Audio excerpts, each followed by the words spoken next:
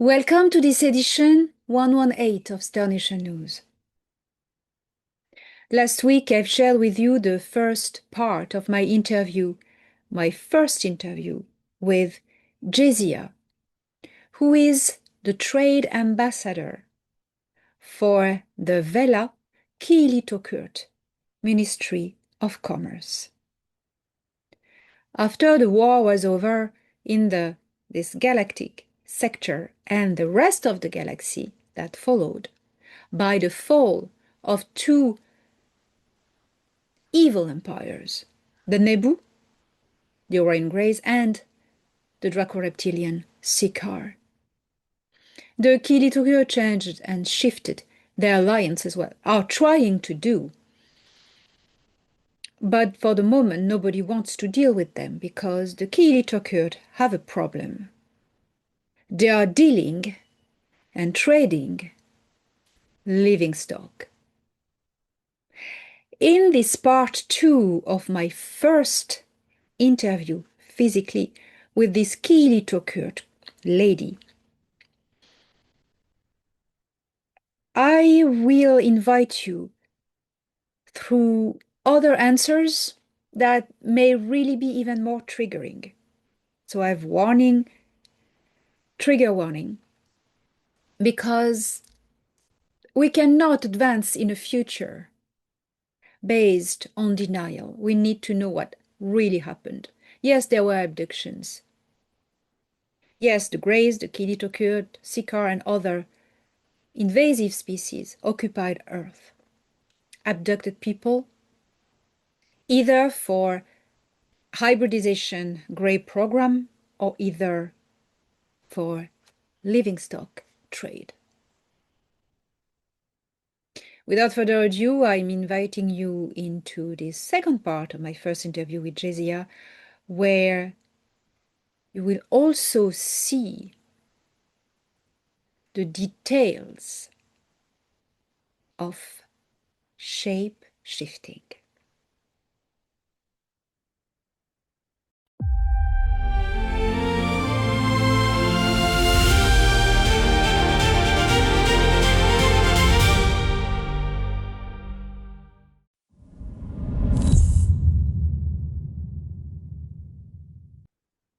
So here I was, sat with Thor Han Eredyon and Jezya, the Kiily-Tokurt Trade Ambassador.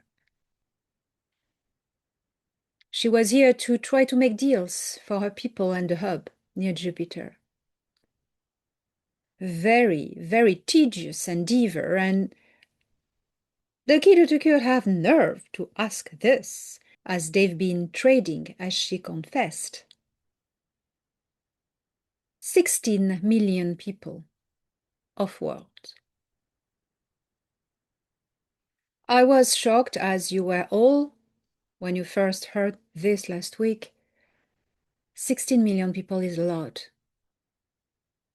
And came from this conversation a very, very crucial point, not only in ethics, but also in the evolution of consciousness of a civilization. The Kiily-Tokurt have advancement technologically upon Earth civilization. And that doesn't mean they advanced in consciousness. As Jezya reminded me, the Kiily-Tokurt are not humans. And you will know more, you will learn more in this edition about their very nature. Exactly. Yes, they are oviparous and they have a specific genome that allows shape-shifting, as you will see.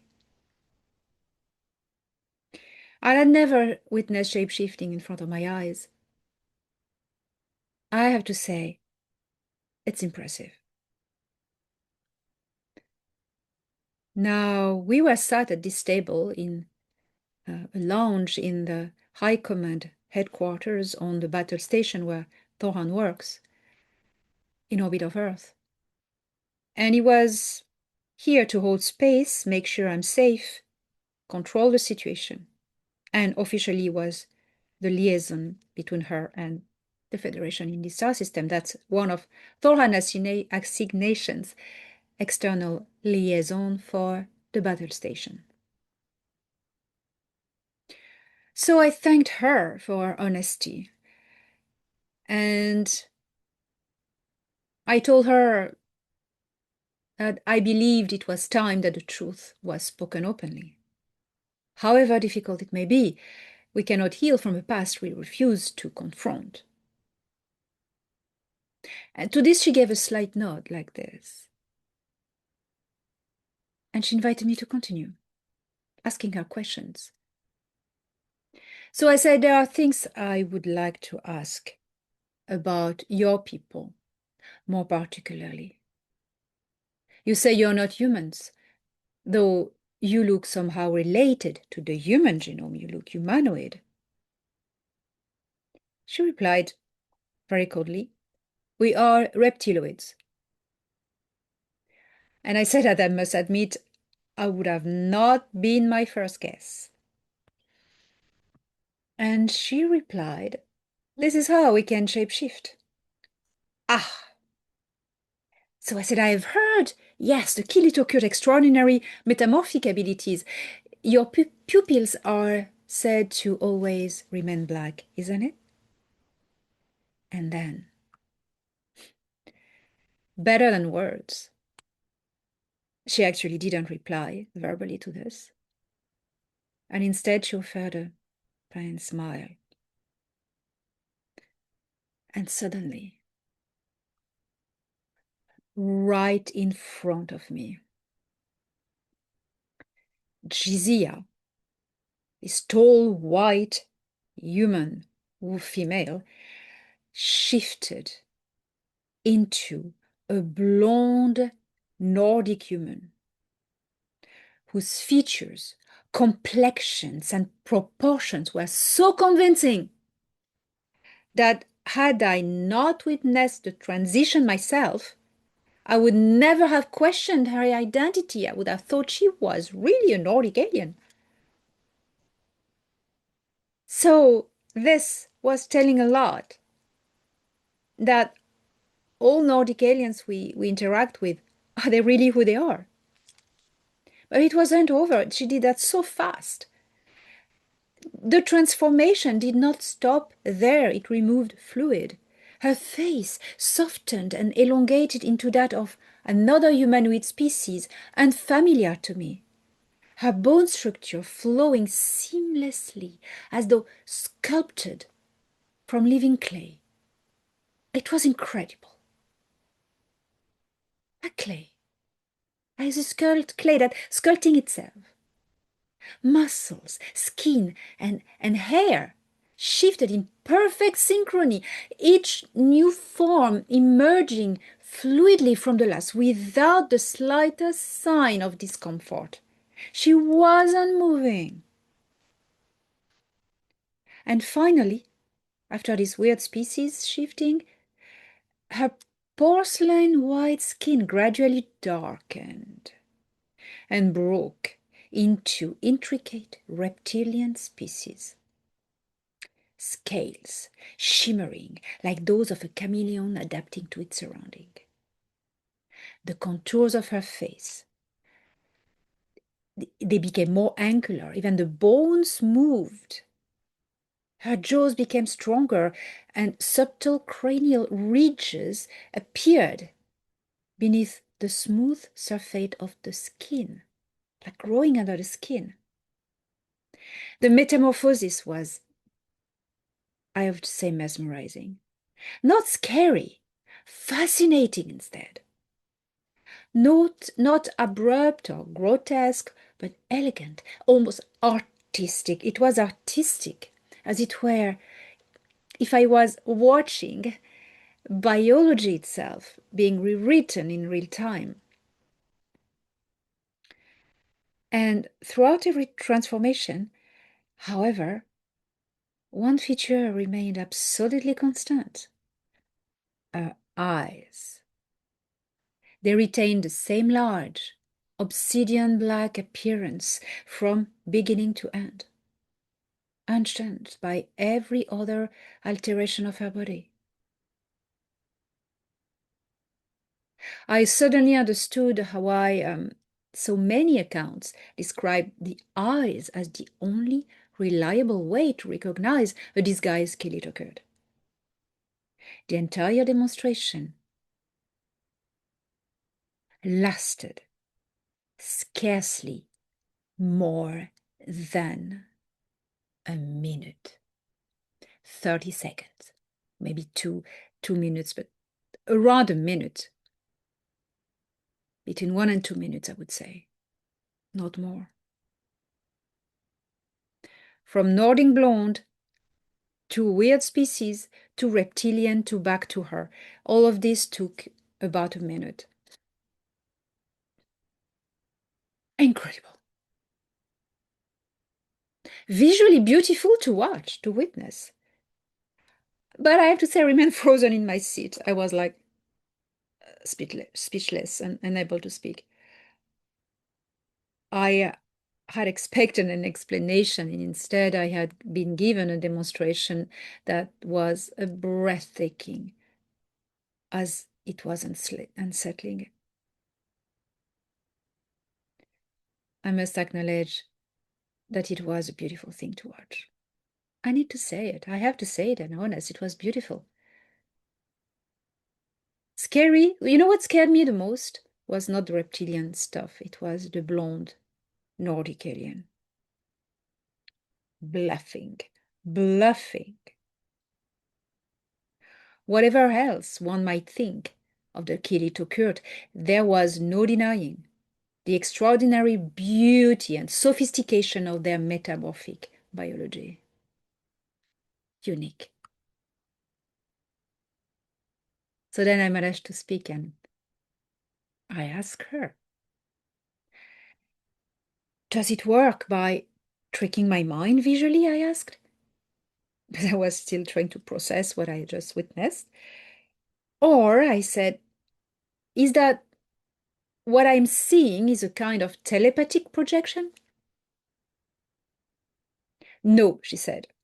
That is how the Akara do, but not us. They alter the observer's perception rather than their own physical form. Skin, muscle, bone, connective tissue, even pigmentation and hair are reorganized at the cellular level for us. Nothing is projected. Nothing is concealed. My body physically becomes what you see. We are reptiloids. It is physical, molecular reassignment. What you have just seen is entirely biological. Wow, I said, so if someone were to touch you while you are in a metamorphic state, she replied, they will feel exactly the form I have assumed. And medical imaging, it will correspond to the same morphology. Our metamorphosis is genuine. Oh, I said, that's extraordinary. You actually biological move, transform. It's not an illusion. And I said, does it hurt? She smiled a little bit. She said, during childhood, yes. The first transformations are uncomfortable, while the body learns to reorganize itself. As adults, we become accustomed to it. We don't have the same tolerance level for pain as humans, which is very low. Kiily-Tokurt can endure more. So I said, there is pain. She replied, there is sensation. Humans and Kiily-Tokurt perceive pain differently. Your species has comparatively low tolerance for physical pain. Ours is considerably higher. What you might experience as unbearable, we regard as temporary discomfort. And then I captured Thor Han glancing at me. And I turned towards him, and Thor Han said, you know, the physiology of each species determines much of its relationship with pain, he added.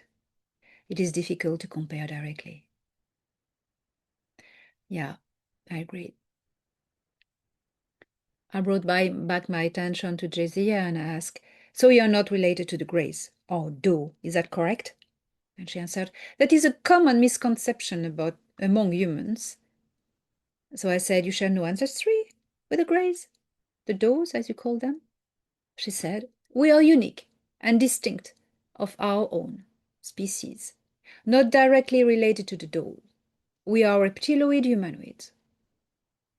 And then, after a pause, she continued, she said, "However, there are similarities at the genomic level. The reptiloid genetic making that forms the foundation of our species also appears in several Doe lineages. This does not indicate direct ancestry. It merely reflects the reuse of ancient biological templates that have existed throughout this region of the galaxy for a very long time." So I replied, "The resemblance is one of genetics rather than genealogy." "Precisely. Are your society remained, and your society, I asked, remained individual, like individuated consciousness?" And she said, "Always. So they are not a hive." And without hesitation, she continued, "We are individuated consciousness. Every Kiily-Tokurt possesses an autonomous identity, independent thought, and individual will, same as humans. We cooperate because it serves our civilization, not because we share a collective mind." And I said, "In contrast to the Doe, right?" "In contrast to the Doe," she confirmed. "The hive consciousness is foreign to us. We have allied with Doe civilizations in the past for the reasons of mutual interest, but we have never become part of their collective consciousness. Such a thing would be unacceptable to my people." There was a hint of pride in her voice when she said that made me realize that the Kiily-Tokurt may are also consider the Doe as inferior species.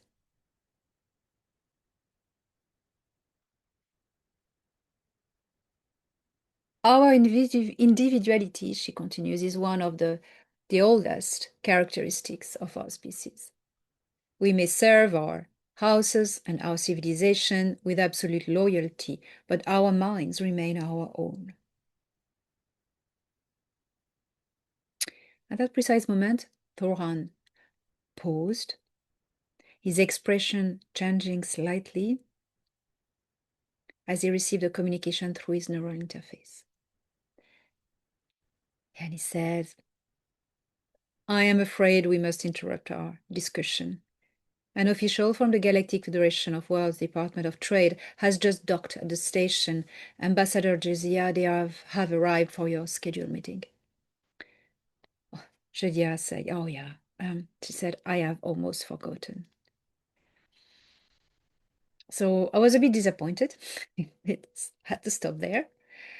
There were still so many questions I wanted to ask about the Kiily-Tokurt history, their relationship with humanity, their technology, and how they view the future now that the old alliance had collapsed.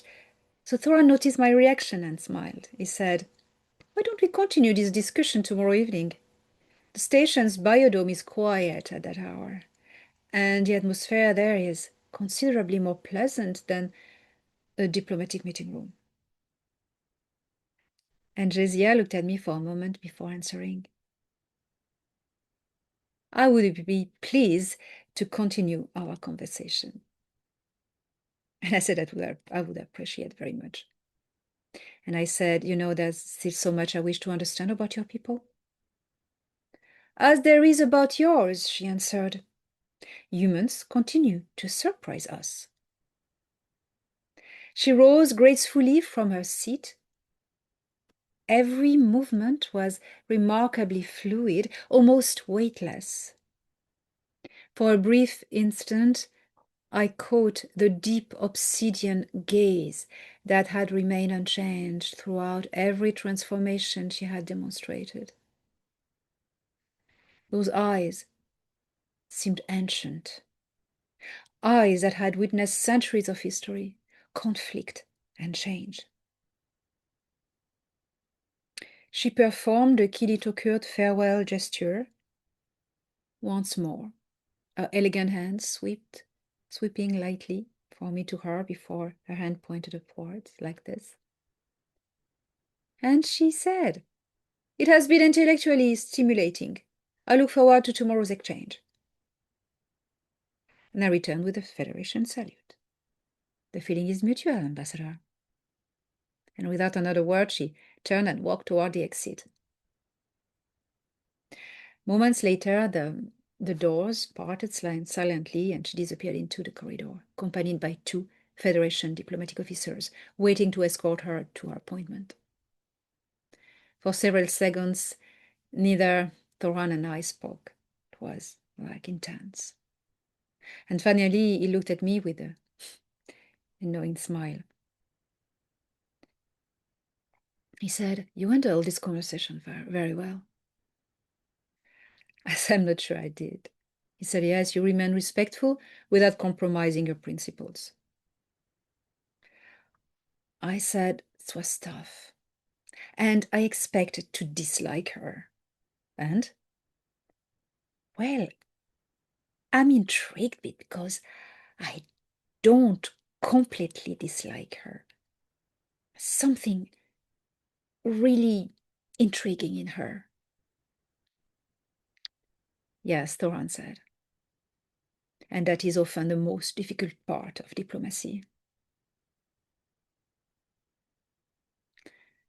I looked at the closed doors through which she had departed, and I said, "She represents a civilization responsible for terrible things." "Yes," Thor Han said. And I said, and Thor Han said, "And yet she is also an individual, one capable of reason, reflection, and dialogue. Peace has never begun with friends speaking to friends. It begins with former enemies deciding they are willing to sit at the same table." Thor Han's word lingered in me for a while.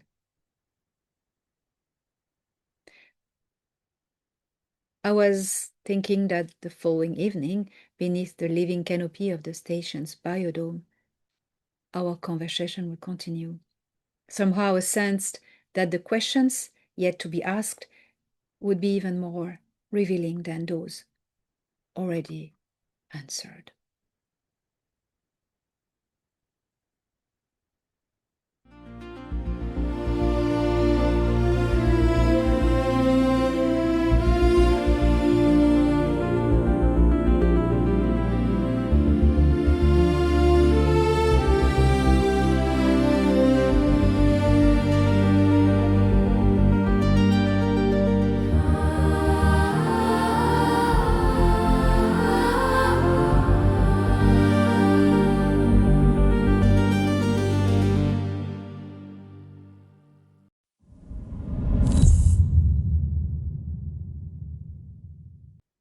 The curve of evolution of all beings' consciousness is a spiral, evolving upwards towards higher frequencies always.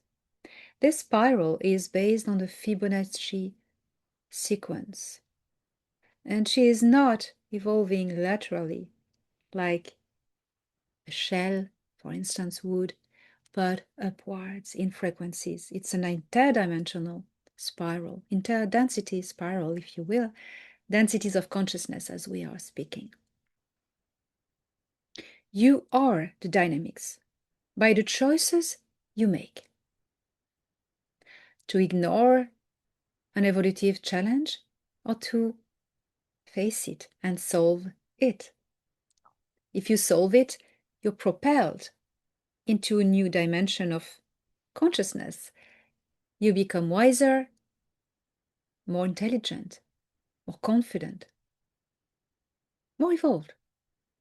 But if you decide to fight the challenge by denying it and not seeing through it, but just refusing to accept the challenge, you're up for another turn back to the same place.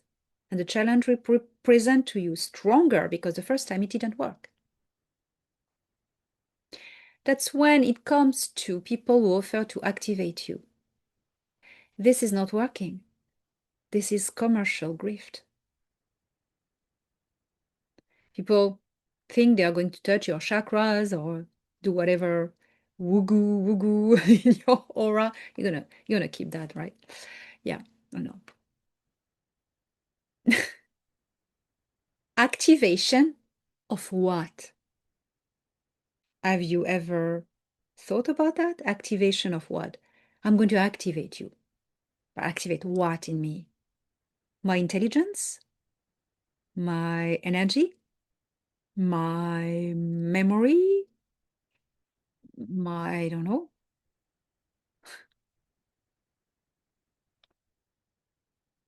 This is nonsense. What is activation? There is not such a thing as activation. There is no dormant thing and suddenly it's activated. Evolution is a continuous path. Sometimes it slows down, goes back for a while, but it still continues. And if there are locks, I mean, that you need to unlock, only you can do it. If you don't do it yourself, you're up for a turn again. Solving a problem makes you more intelligent. If someone gives you the answer, you'll stay stupid. That's a bit the prime directive also thing. The prime directive, what is it? It is a translation of a greater law of evolution, a natural law of the universe of creation. The prime directive is about choice, restoring choice, to allow you to make the choices you decide for your own evolution. You are in control. You always have been, and you always will be.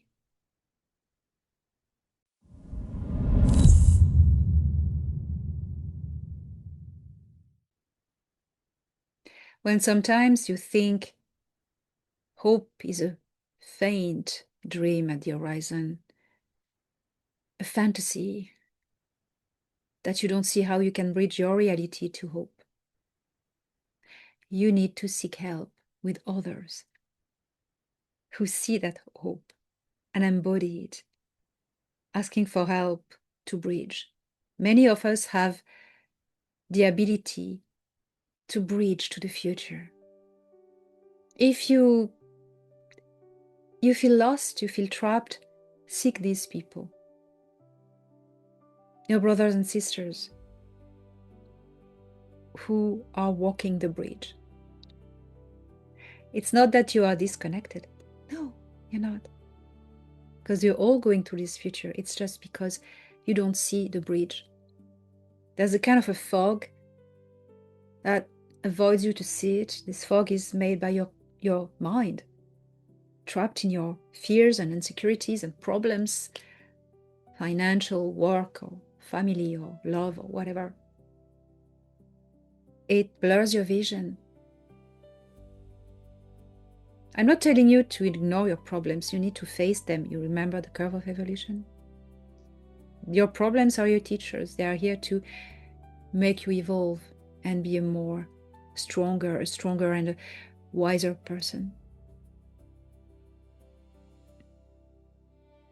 Never avoid evolution, but know one thing. You're moving forward. Whatever you choose, you're moving forward. Because evolution is a tangent. It's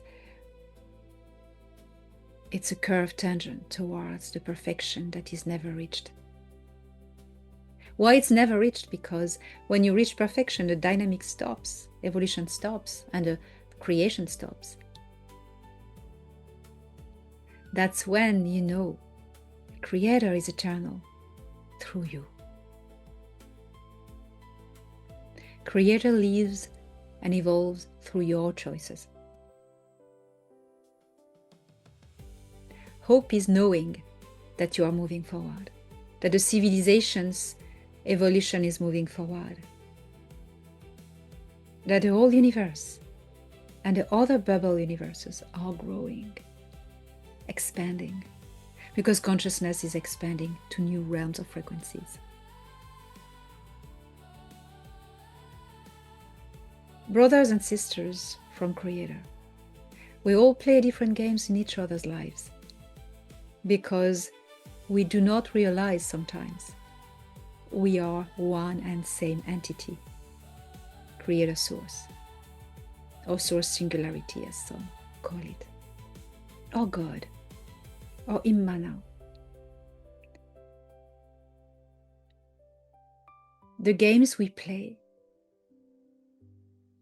are evolution engineered by us, Creator.